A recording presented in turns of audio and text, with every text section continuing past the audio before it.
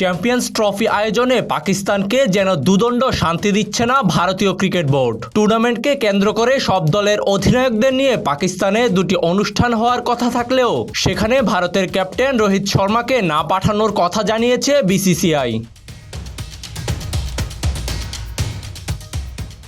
চিরপ্রতিদ্বন্দ্বী পাকিস্তানের মাটিতে আইসিসির এত বড় টুর্নামেন্ট হওয়ার ঘোষণা আসার পর থেকেই একের পর এক তালবাহানা শুরু করেছে ভারত। পাকিস্তানে ভারতীয় দল না পাঠানোর সিদ্ধান্ত দিয়ে শুরু ভারতের এই বৈরিতা।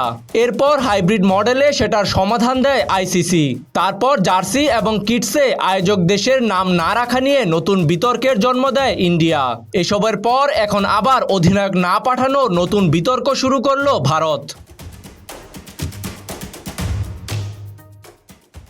চ্যাম্পিয়ন্স ট্রফির উদ্বোধনী অনুষ্ঠানের আগে পাকিস্তানে অধিনায়কদের নিয়ে দুটি ইভেন্ট হওয়ার কথা। অধিনায়কদের সাংবাদিক সম্মেলন এবং ট্রফি নিয়ে ফটো সেশন। এরপর উদ্বোধনী অনুষ্ঠানেও সব অধিনায়ককে চায় পিসিবি। এতদিন শোনা যাচ্ছিল দল পাকিস্তানে না গেলেও সেই অনুষ্ঠানে উপস্থিত থাকবেন ভারতের অধিনায়ক রোহিত শর্মা। তবে হঠাৎ বিসিসিআই জানিয়েছে রোহিতকে পাকিস্তানে পাঠানো হবে না। উল্টো আইসিসিকে দুই অনুষ্ঠানই দুবাইতে করার আহ্বান জানিয়েছে বিসিসিআই। তাজিম আশরাফ, বিডি আর্কাইভ।